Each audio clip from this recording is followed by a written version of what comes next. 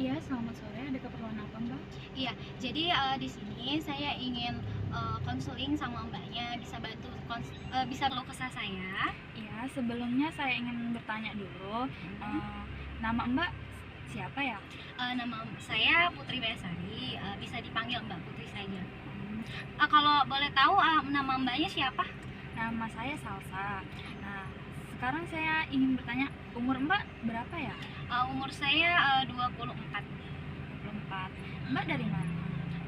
Kebetulan saya dari Lampung Utara. Di sini saya sedang bekerja. Bekerja di mana Mbak kalau boleh tahu? Bekerja kebetulan di bidang kesehatan. Oh iya. Nah, sebelumnya saya juga ingin tanya, Mbak sebelumnya udah pernah konseling belum sebelum ini? Kalau ini baru pertama kali sih Mbak. Oh, baru pertama kali. Iya, sebelum-sebelumnya belum pernah. Hmm, Mbak tahu tempat konseling ini dari mana? Dari media sosial. Dari media sosial. Sebelumnya Mbak udah tahu apa itu konseling? Kalau konselingnya sih aku kurang paham ya, tapi untuk tahu sedikit-sedikit mungkin adalah beberapa. Cuman kalau untuk fullnya belum tahu sih Mbak. Ya sebelumnya di sini saya mau ngejelasin dulu ya Mbak, konseling itu apa. Di sini tuh konseling itu ialah pemberian bantuan dari seorang ahli atau konselor kepada seorang klien atau konselin. Nah, di sini konselingnya itu Mbak Putri dan konselornya itu saya sendiri. Nah, di dalam proses konseling itu ada beberapa asas. Yang pertama itu ada asas kerahasiaan, asas kesukarelaan, dan asas keterbukaan. Di mana asas kerahasiaan itu eh, apa sih, apapun yang Mbak katakan, apapun yang Mbak ucapkan terhadap saya akan saya jamin kerahasiaannya seaman mungkin. Kemudian asas kesukarelaan itu dimana Mbak sudah datang ke sini tuh dengan sukarela tanpa paksaan dari siapapun. Dan yang terakhir itu ada asas keterbukaan. Asas keterbukaan itu nanti Mbak cerita apapun masalah yang Mbak rasakan kepada saya dan saya akan menanggapinya dengan begitu pula. Berarti kita itu sama-sama terbuka gitu Mbak. Mungkin Mbak udah paham atas penjelasan yang saya berikan. Sudah cukup paham. Mungkin salah satunya saya mungkin bisa kayak curhat gitu ya Mbak ya. Terlebih dengan masalah-masalah saya nih. Jadi kan kebetulan nih saya kan cewek lah gitu ya. Kan cewek kan suka moodnya itu naik turun gitu kan. Saya tuh biasa mikir kayak apa aku tuh stres gitu. Kadang kan tiba-tiba kan kalau misalnya kita lagi di luar, lagi mood kita tuh bagus banget Mbak, tapi tiba-tiba ada aja yang buat kita itu ngerasa sedikit aja itu buat kita jadi masalah. Kayak tiba-tiba kita jadi marah, tiba-tiba kita jadi nangis. Itu kenapa ya Mbak ya? Kadang aku ngerasa kayak apa ada masalahnya, tapi masalahnya masih bingung masalah ini apa, kok tiba-tiba perasaan ini kayak tiba-tiba jadi galau sendiri gitu. Mungkin gini Mbak, sebenarnya itu banyak ya faktornya. Yang pertama itu mungkin Mbak itu kecapean, kurang Iya sih istirahat. ya. Nah, mungkin itu faktor yang paling utama dari sekian banyak dari faktor yang lain.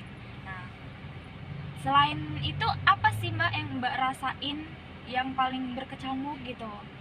Itu tuh kayak mungkin ya ada juga sih mungkin hormon ya, hormon juga, bawaan hormon mungkin lagi halangan itu mungkin terjadi juga kan. Cuman kadang kalau nggak halangan pun kadang kan mood seseorang apalagi cewek ini kan kadang down gitu, kadang naik down. Jadi kadang ada orang yang ngomong buat tersinggung gitu, jadi kayak semuanya itu salah gitu. Jadi orang yang nggak bermasalah sama kita jadi ikut juga kena gitu. Jadi kadang ngerasa ngandelin emosinya itu gimana gitu, karena emosinya itu bener-bener apa ya, termasuk apa ya, tinggi gitu, kayak mau ngedon rendahnya tuh gimana gitu. Kayak ngerasa ya stres ya ada sih kayak gitu. Jadi gini Mbak, posisinya kan saya kan sedang konseling nih sama Mbaknya. Nah itu gimana sih cara buat ngedonin emosi saya gitu, jalan keluarnya apa, terus kira-kira apa aja nih yang bisa saya lakukan supaya itu berkurang. Oh, kalau di sini kan Mbak udah menjelaskan, udah memaparkan apa tuh keluhan Mbak. Kalau dari sayanya, yang pertama itu mungkin Mbak cari tempat cerita, cari orang terpercaya gitu. Ya siapa, misalnya teman atau keluarga atau pacar Mbak atau siapa lah ya Mbak ya. Terus jangan memendam. Apapun yang Mbak rasakan itu jangan memendam, karena memendam itu semakin apa sih, semakin menjadi pemacu untuk emosi kita tuh meningkat. Terus kita tuh luangkan waktu istirahat minimal 8 sampai 9 jam sesuai dengan yang semestinya ya Mbak.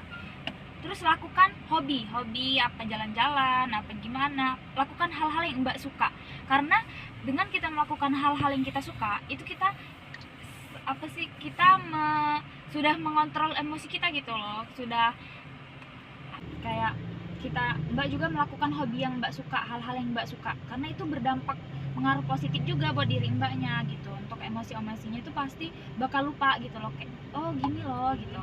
Terus itu Mbak jangan lupa berolahraga. Olahraga itu juga aktivitas yang sangat paling mendukung untuk pengontrolan emosi pada usia-usia kita sekarang. Terus jangan lupa makan dan minuman yang bergizi serta teratur. Soalnya orang-orang yang emosi itu biasanya salah satu pengaruhnya itu karena kita itu kayak kecapean, terus kita nggak makan kan, itu berdampak tuh.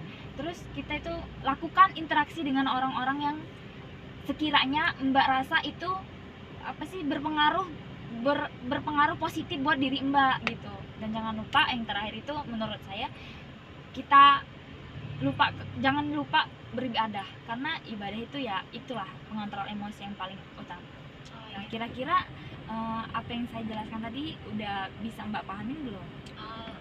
Sudah bisa dipahami. Kalau begitu terima kasih sebelumnya ya Mbak ya.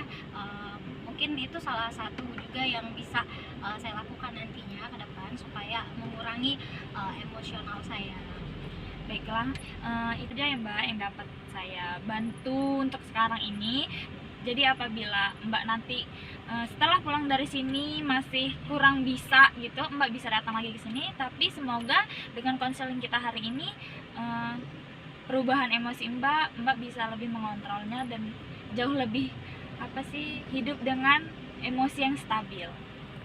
Gini Mbak, saya mau tanya nih ya Mbak ya, kira-kira apa sih nama penyakit yang biasanya emosionalnya itu tinggi gitu?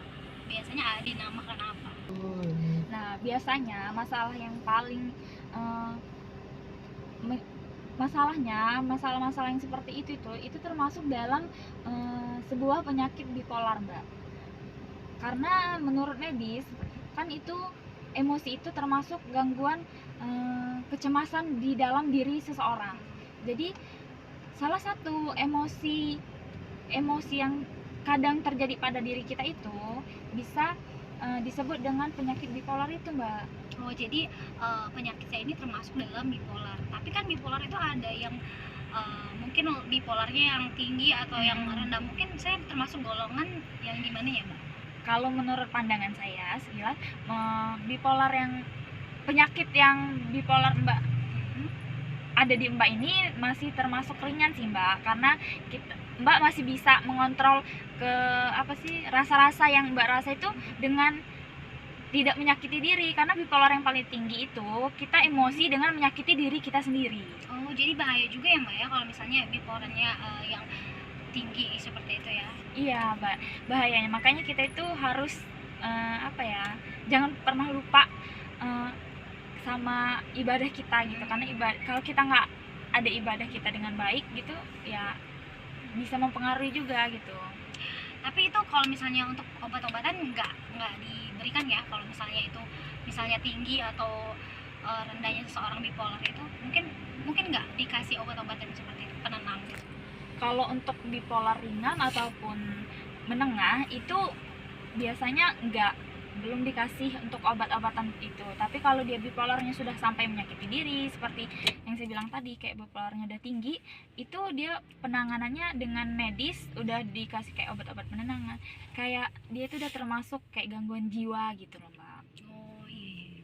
Kalau begitu terima kasih sebelumnya ya Mbak ya. Ya, terima kasih.